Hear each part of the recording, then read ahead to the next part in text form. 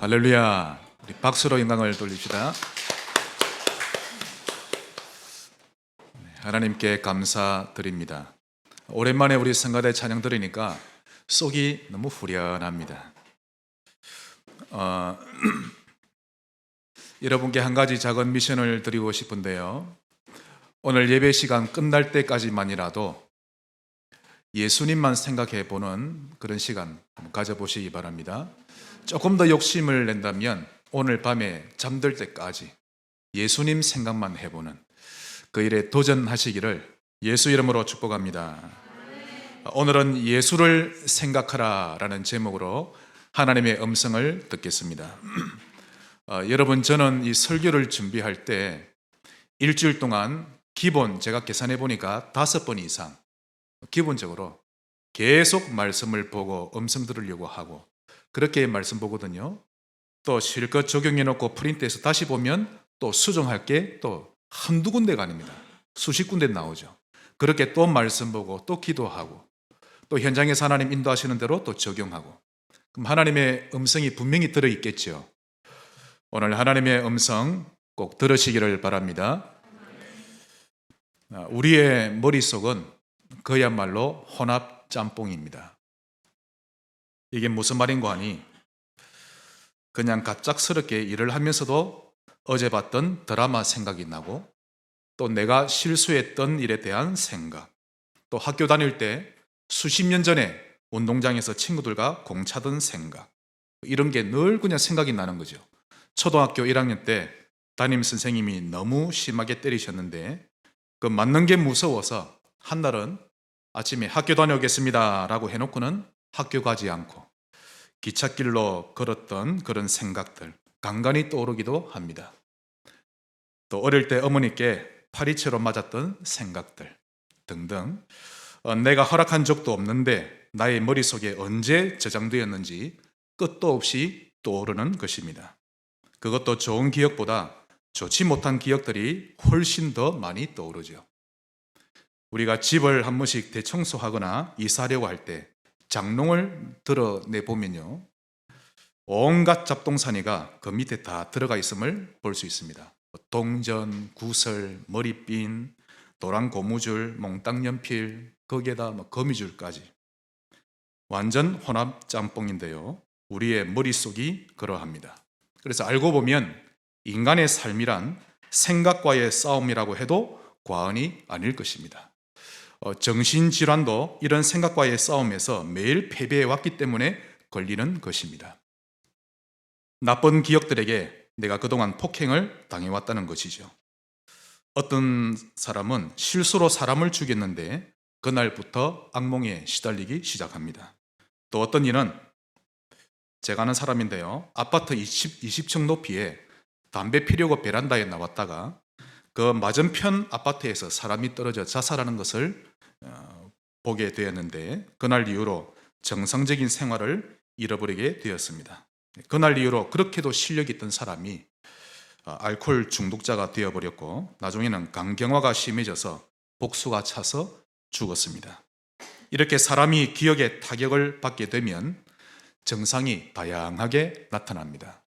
밤에 쉽게 잠들지 못하는 불면증에 시달리거나 또는 악몽에 몸부림치기도 하고 죄책감을 떨치지 못해서 괴로워하기도 합니다. 이런 우리에게 오늘 하나님이 말씀하시기를 예수를 깊이 생각하라. 만병통치약 중에 통치약입니다. 한번 좌우로 인사합시다. 예수를 생각하라. 그것도 오늘은 깊이 생각하라고 말씀합니다. 사실 예수라는 그 이름, 그 자체만으로도 하늘과 땅의 것이 이루어지는 능력의 이름이기 때문에 예수 이름을 부르기만 해도 하늘의 일들과 땅의 일들이 조각을 맞춰가기 시작합니다. 그런데 그 이름을 더 구체적으로 적용해서 부른다면 더 놀라운 일이 일어날 것입니다. 신자가 흔들리는 이유는 예수 이름을 떠올리기보다 내 생각에 좋지 못한 기억이 떠오르도록 허용했기 때문에 방황하는 것입니다. 그러므로 흔들리는 세상에서 흔들리지 않을 것은 오직 복음을 가진 교회뿐임을 기억하시기 바랍니다.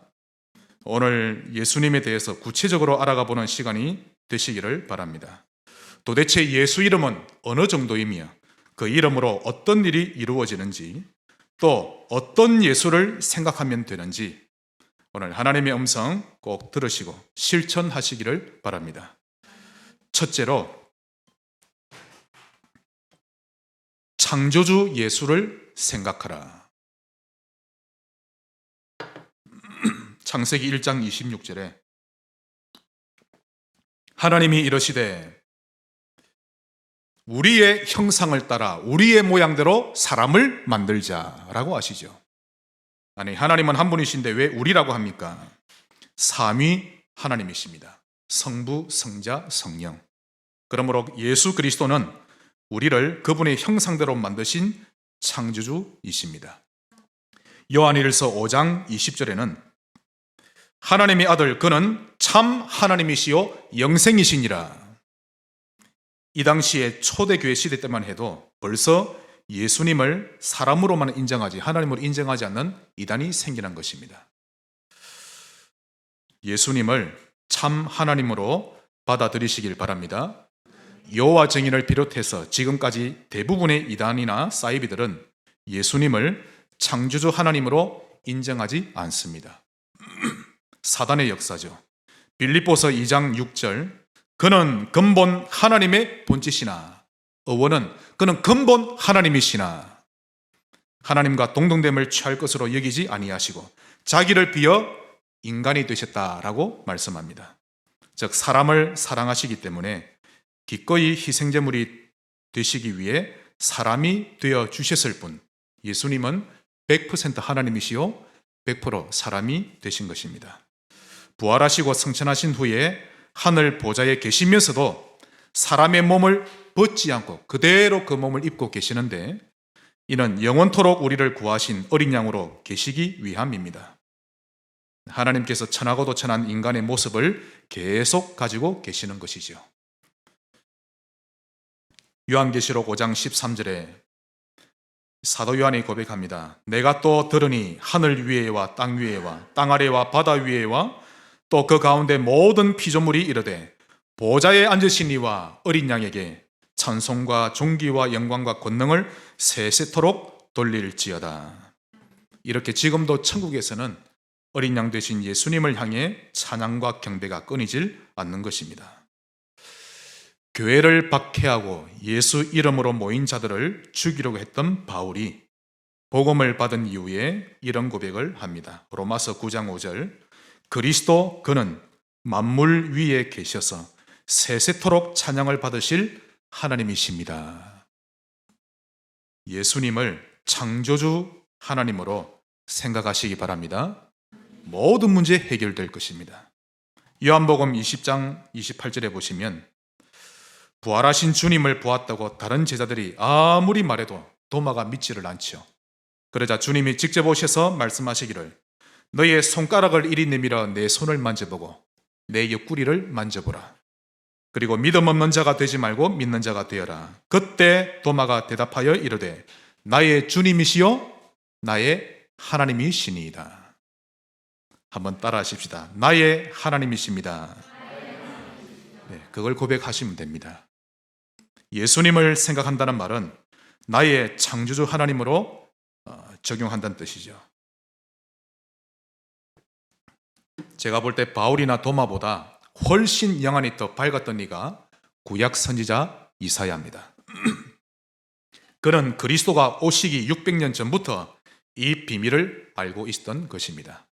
우리 이사야 9장을 보겠습니다. 오늘 이사야의 영안이 저와 여러분에게도 열려지기를 바랍니다. 이사야 9장 6절.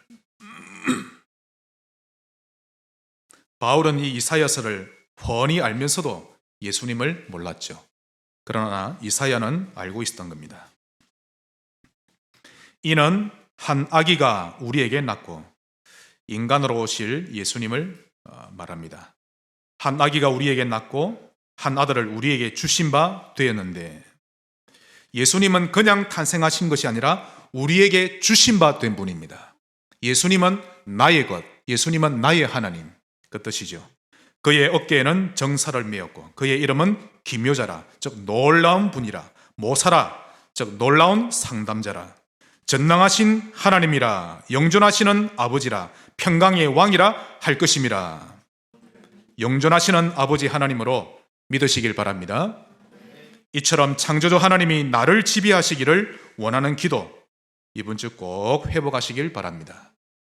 성부 하나님은 나를 다스리길 원하시고, 성자 예수님은 그분이 이루어 놓으신 언약대로 나를 인도하기를 원하시고, 성령 하나님은 창조의 능력을 베풀어 주기를 원하십니다. 그러므로 예수를 누린다는 말은 삼위 하나님을 누리는 것과 똑같은 것입니다. 큰 두 번째입니다. 치료자 예수를 생각하라. 이런 생각을 하는 만큼 치유되고 응답받습니다. 지난 금요일 말씀드렸죠. 제가 밤에 누워서 옆에 있는 딸에게, 이내야 잠들면서 예수님 생각해보자. 예수님. 네, 좋은 출발입니다. 이번 주는 창조주 예수, 치료자 예수 적용하시기 바랍니다. 요한복음 10장 10절에서 예수님은 사단을 도둑이라 칭하셨죠. 도둑이 오는 것은 도둑질하고 죽이고 멸망시키려는 것뿐이요, 악령의 목적은 사람을 죽이고 멸망시키려는 것뿐입니다. 그러나 예수님은 우리에게 생명을 얻게 하고 더 풍성히 얻게 하려 하심이라. 즉 하나님의 형상대로 지음받은 인간을 치료하시는 분임을 꼭 기억하시기 바랍니다. 어떻게 치료하실까요? 그 첫 번째로 위로하시는 예수. 이사야 42장 3절에 그는 상한 갈대를 꺾지 아니하며 꺼져가는 등불을 끄지 아니하고, 아무리 상한 자라도, 아무리 꺼져가는 자라 할지라도 주님은 내버리지 않고 외면하지 않으십니다. 언제든지 예수를 바라보시면 됩니다. 예수를 바라봅시다. 특히 우리 렘넌트들이 그렇게 되기를 바랍니다. 요한복음 20장 19절에는 박해가 두려워서 숨어버린 제자들에게 나타나셔서 우리 주님이 가장 먼저 하신 일은 위로였습니다. 안식 후 첫날 저녁 때에 제자들이 유대인들을 두려워하여 모인 곳에 문을 닫았더니 예수께서 오사 가운데 서서 이르시되 너희에게 평강이 있을지어다. 그리고는 또다시 위로하시기를 너희에게 평강이 있을지어다. 연거푸 두 분을 말씀하시죠. 최고의 위로가 아닙니까? 그리고는 8일 후에 다시 찾아오셨는데 그때까지도 제자들은 두려워하며 밖을 나가지도 못하고 문을 걸어 잠근 채 두려워 떨고 있었습니다. 그때도 예수께서 오사 가운데 서서 이르시되 너희에게 평강이 있을지어다. 위로하시는 예수님을 생각하셔야 합니다. 여러분들도 주변에 두려움을 이기지 못하고 떨고 있는 사람들에게 예수님처럼 실천해 보시기 바랍니다. 아무것도 아닌 것 가지고 왜 그리 쓸데없이 두려워 떠냐, 그렇게 말하지 말고 예수님처럼 복음으로 위로해 주시기 바랍니다. 그리하면 내게서 쉼을 얻을 사람들이 점점 늘어나게 될 것입니다. 또 주님은 어떻게 우리를 치료하십니까? 기다리시는 예수. 기다림도 치료하는 일이죠. 우리 부모님들은 아실 겁니다. 자녀들을 수십 번, 수백 번을 기다리죠. 한 번 이렇게 꾸짖을 때는 수십 번을 참고 꾸짖는 겁니다.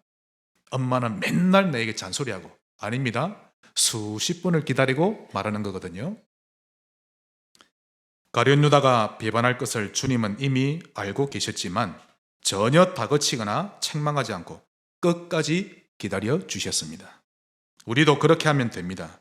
결과는 하나님께 맡기고요. 한번 저를 따라 합시다. 기다림. 이게 놀라운 겁니다. 하나님도 우리를 기다리셨다가 때가 되매 구원해 주신 것 아닙니까?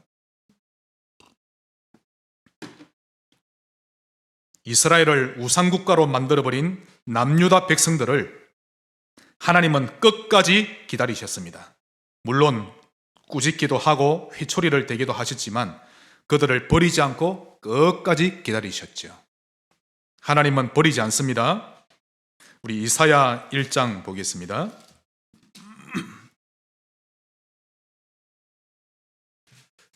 제가 아무리 생각해봐도 남유다 백성들은 해도 너무합니다.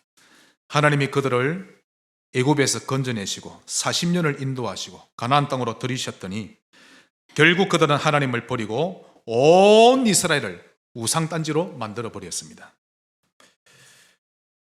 이사야 1장 2절 3절에 하늘이여 들으라, 땅이여 귀를 기울이라. 즉 이 말씀은 기가 차도 너무 기가 차구나 이 말입니다. 여호와께서 말씀하시기를 내가 자식을 양육하였거늘 그들이 나를 거역하였도다. 소는 그 임자를 알고 나귀는 그 주인의 구유를 알건만은 이스라엘은 알지 못하고 나의 백성은 깨닫지 못하는도다 하셨도다. 5절 6절 너희가 어찌하여 매를 더 맞으려고 패역을 거듭하느냐. 온 머리는 병들었고 온 마음은 피곤하였으며 발바닥에서 머리까지 성한 곳이 없이 상한 것과 터진 것과 새로 맞은 흔적뿐이거늘 그것을 짜며 싸매며 기름으로 부드럽게 함을 받지 못하였구나. 망해도 완전히 망했구나. 그러면서도 하나님은 끝까지 기다리십니다. 사무엘상 12장 22절에는 여호와께서는 너희를 자기 백성으로 삼으신 것을 기뻐하셨으므로 여호와께서는 그의 크신 이름을 위해서라도 자기 백성을 버리지 아니하실 것이라. 하나님은 나를 버리지 않고 기다리신다는 것을 반드시 기억하시기 바랍니다. 그러므로 신앙생활을 잘하는 신자는 하나님을 기다리는 자입니다. 하나님의 은혜를 사모하고 그날을 기다리는 것이 가장 잘하는 것이요, 즉 나를 기다려주시는 하나님을 내가 또한 기다리며 모셔드리는 겁니다. 시편 130편 6절에 파수꾼이 아침을 기다림보다 내 영혼이 주를 더 기다린다니 참으로 파수꾼이 아침을 기다림보다 더하도다. 하나님을 기다리시기 바랍니다. 사도행전 1장 4절 예루살렘을 떠나지 말고 이렇게 할까요? 저렇게 할까요? 목사님 제가 어디로 가면 될까요? 미국으로 갈까요? 서울로 갈까요? 어떻게 해야 합니까? 예루살렘을 떠나지 말고 내게서 들은 바 아버지께서 약속하신 것을 기다리라. 기다림이 치유받는 절대적인 방법이요 최고의 방법입니다. 마가복음 15장 43절에는 예수님의 시체를 거두고 장례를 치렀던 아레마대 사람 요셉에 대한 마가의 평가가 나오죠. 그는 존경받는 공회원이요 하나님의 나라를 기다리는 자라. 이렇게 표현합니다. 그리스도를 기다리고 하나님 나라 임하기를 기다리며 성령 세례를 기다리는 그런 신자 되시기를 바랍니다. 그러면서 세 번째로 고치시는 예수. 요한복음 1장 1절에 태초에 말씀이 계시니라. 이 말씀이 하나님과 함께 계셨고 이 말씀은 곧 하나님이라 라고 하셨는데 그 하나님이 예수님이다 라고 하셨습니다. 그러므로 히브리서 4장 12절 그 주님의 말씀은 살아있고 활력이 있어 믿으시기 바랍니다. 수천 년이 지나도 여호와의 말씀은 살아있습니다. 좌우의 날선 어떤 검보다도 예리하여 혼과 영과 및 관절과 골수를 찔러 쪼개기까지 하며 또 마음의 생각과 뜻을 판단하나니 목사의 안수기도보다 몇 천만 배 더 위대한 것이 말씀을 잡는 것입니다. 하나님의 말씀이 흐르게 하시기를 바랍니다. 그러므로 우리 속에 누구든지 말씀만 들어가면 된다라는 확신과 소망이 있어야 합니다.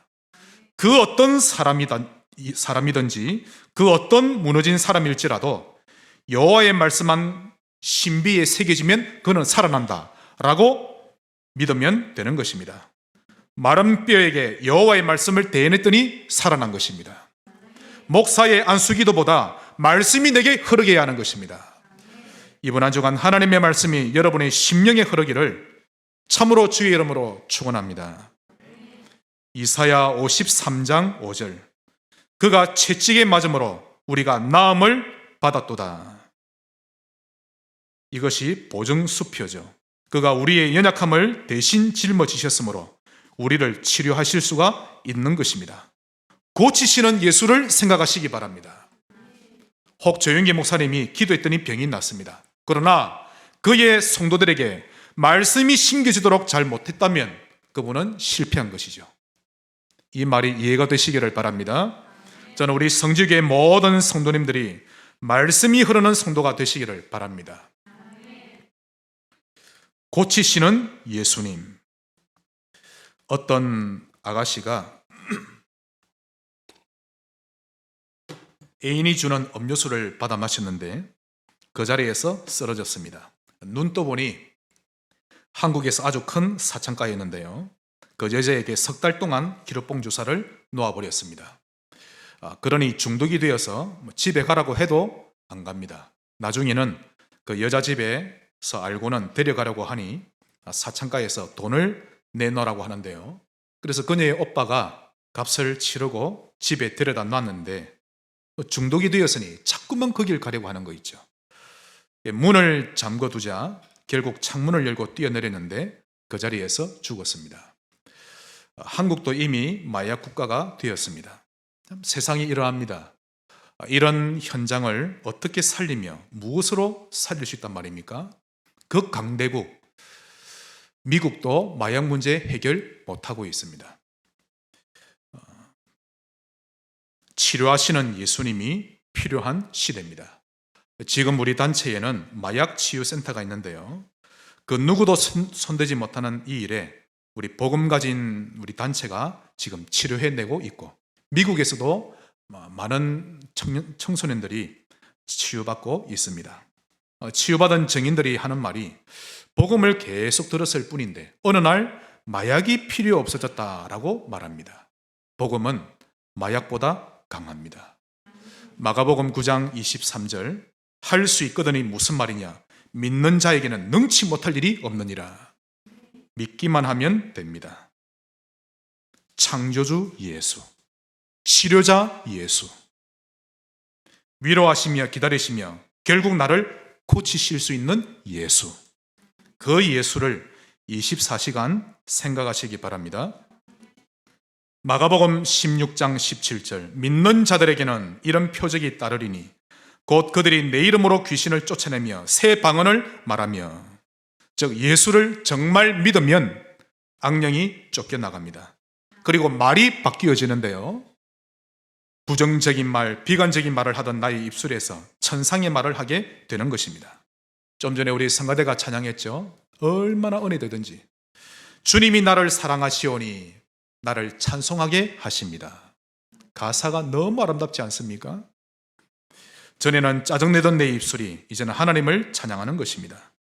예수를 정말 믿으면 시간이 지날수록 내가 변하는 것입니다. 예수 이름은 능력이 있는 이름입니다. 저를 한번 따라 합시다. 예수. 많이 부르시기 바랍니다. 마귀의 심부름을 계속하면 할수록 그 사람은 무너지게 되어 있고요. 예수 이름을 부르면 부를수록 치유되게 되어 있는 것입니다.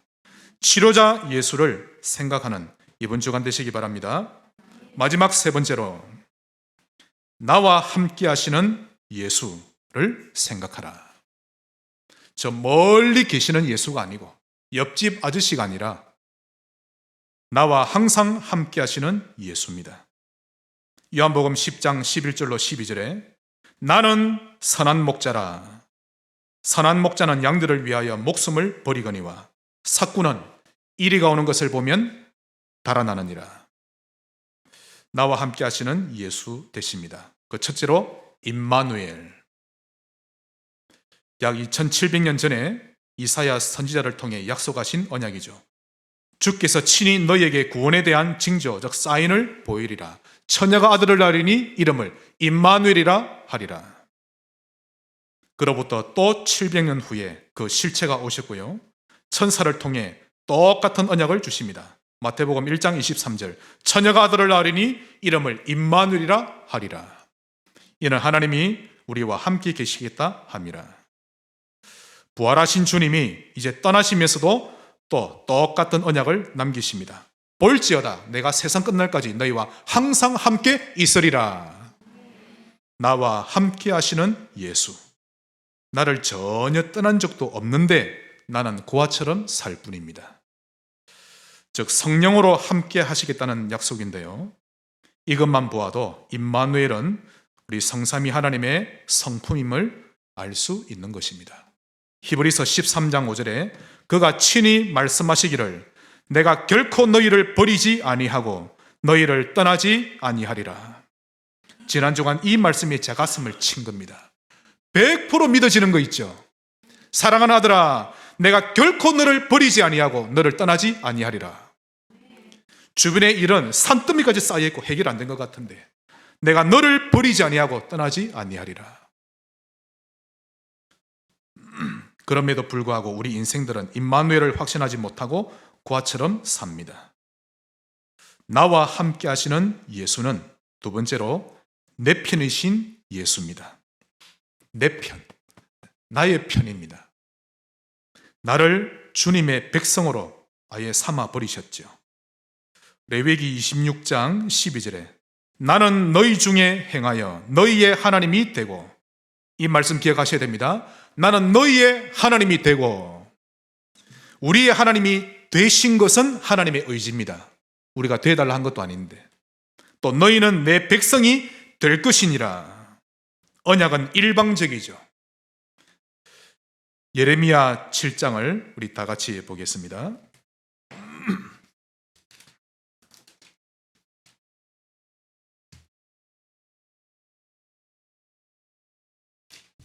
이사야 다음에 있습니다. 예레미야 7장 23절.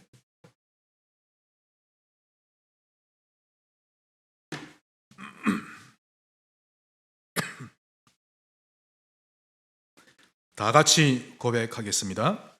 오직 내가 이것을 그들에게 명령하여 이르기를 너희는 내 목소리를 들으라. 그리하면 나는 너희 하나님이 되겠고 너희는 내 백성이 되리라. 너희는 내가 명령한 모든 길로 걸어가라. 그리하면 복을 받으리라 하였으나. 우리를 하나님의 백성으로 삼으셨고 하나님은 우리의 하나님이 되셨습니다. 즉 영원히 내 편이십니다. 예수님은 나의 하나님이 되시고 나는 그분의 백성이 되었습니다. 내 편이신 예수. 이것이 복음입니다. 예수님을 누리는 것이 복음이요 신앙생활입니다. 그러므로 착한 사람이 되기 위해 애쓰기보다 복음적인 사람이 되기를 원하시기 바랍니다. 율법을 잘 지키려고 애쓰기보다 예수님과 동행하려는 것에 온 마음을 담으시면 됩니다. 즉 시내산에서 내려와서 갈보리산으로 올라가라는 말이죠. 어느 장로님이 주일날 교회 가는 길에 배가 너무 아파서 도저히 참을 수 없어서 약국에 가서 약을 사 먹었습니다. 지금도 다른 교단에는 주일날 돈을 쓰면 안 된다고 하죠. 그 모습을 어느 연세 많은 권사님이 봤습니다. 죽을 정도 아니면 좀 참지. 장로가 돼가지고 주일날 돈이나 쓰고 그러다 죽으면 순교하는 건데, 장로님이 기가 죽어가지고 죄송합니다. 한 1년쯤 지났을 때입니다. 그 권사님이 주일 새벽에 장이 꼬였는데요. 급히 수술받지 않으면 목숨이 위태로울 지경이 되었는데, 그래서 부랴부랴 병원에 가서 수술을 받게 되었습니다. 할 말이 없죠. 도대체 말씀대로 산다는 것이 무엇인지. 여러분, 복음이 도대체 무엇입니까? 주일날 돈 안 쓰는 것이 복음이 아니라 주일날 은혜 많이 받고 사람 살려내는 것이 복음입니다. 율법의 눈으로 보는 것이 아니라 복음의 눈이 필요하죠. 재앙 빠진 사람에게 그리스도이신 예수님이 함께 하시도록 도와주는 것이 복음적인 신앙생활인 것입니다. 안식일에 제자들이 너무 배가 고파서 벼 이삭을 손바닥으로 이렇게 비벼 먹었습니다. 그걸 본 바리새인들이 안식일날 손바닥으로 벼를 비빈 것도 일을 한 것인데 왜 당신의 제자들은 안식일날 일을 합니까? 그러자 우리 주님이 안식이라는 개념을 분명하게 짚어주셨습니다. 안식일은 사람을 위해 있는 것이지 사람이 안식일을 위해 있는 것이 아니니라. 즉 안식일은 어떤 제도나 법칙을 지키기 위해 만들어진 것이 아니라 그날만큼은 다른 날보다 더 많이 은혜 받고 그 일에 더욱 집중하고 힘을 얻으라고 만들어졌다라고 말씀하셨습니다. 우리와 함께 하시는 예수님을 많이 누리시길 바랍니다. 말씀의 결론을 맺겠습니다. 첫째, 제한된 집중을 하시기 바랍니다. 말이 어렵죠? 제한된 집중. 이 말은 오직 하나님만 바라보라는 뜻입니다.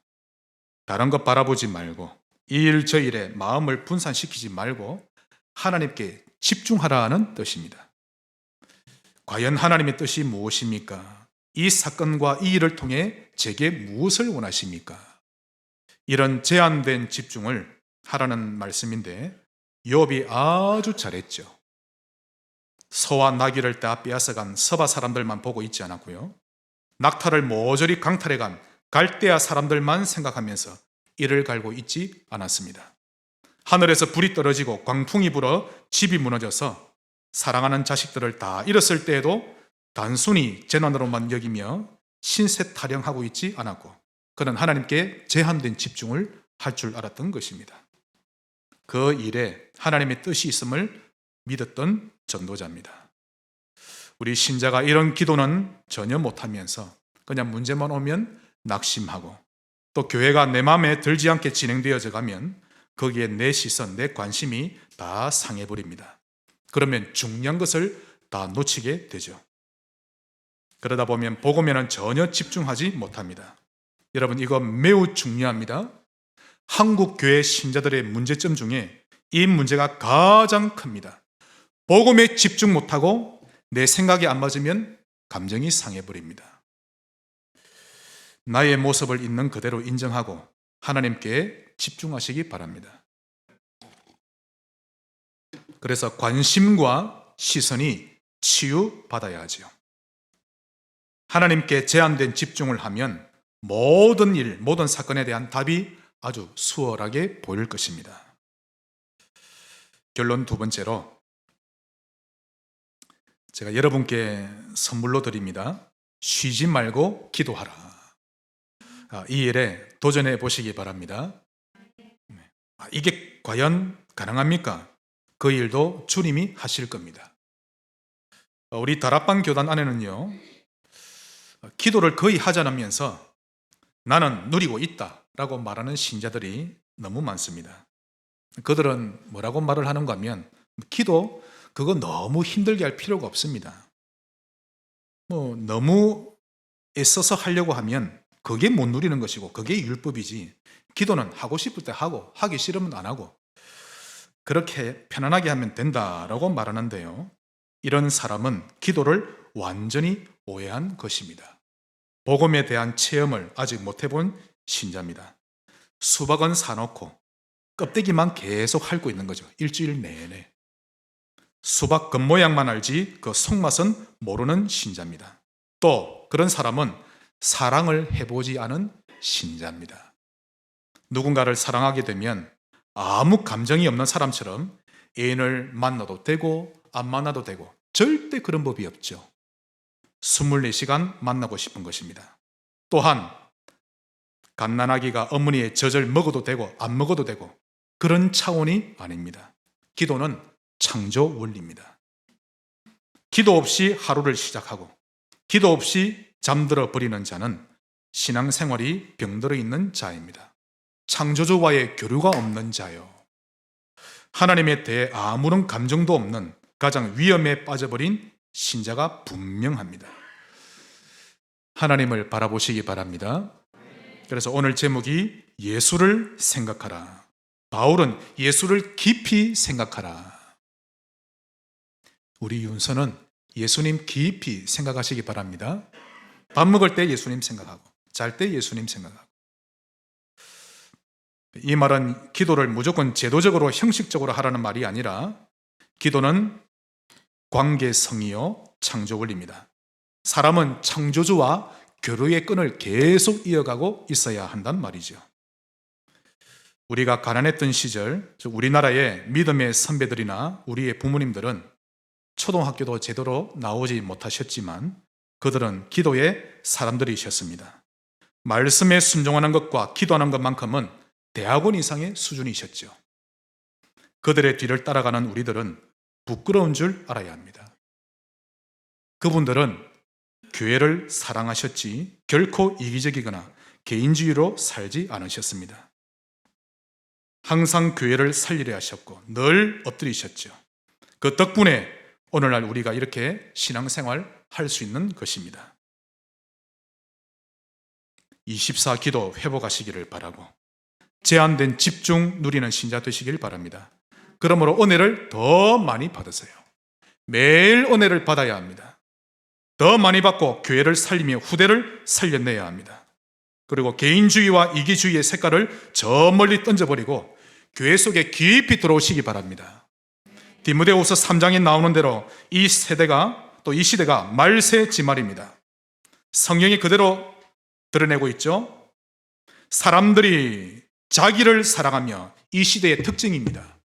자기를 사랑하며 돈을 사랑하며 자랑하며 교만하며 비방하며 부모를 거역하며 감사하지 아니하며 거룩하지 아니하며 무정하며 원통함을 풀지 아니하며 모함하며 절제하지 못하며 사나우며 선한 것을 좋아하지 아니하며 배신하며 조급하며 자만하며 쾌락 사랑하기를 하나님 사랑하는 것보다 더하며 경건의 모양은 있으나 경건의 능력은 부인하니 이 같은 자들에게서 네가 돌아서라.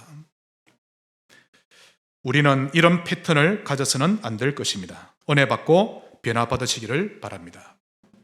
히브리서 12장 1, 2절 이러므로 우리에게 구름같이 둘러싼 허다한 증인들이 있으니 모든 무거운 것과 얼매기 쉬운 죄를 벗어버리고 인내로서 우리 앞에 당한 경주를 하며 믿음의 주여 또 온전하게 하시는 이인 예수를 바라보자.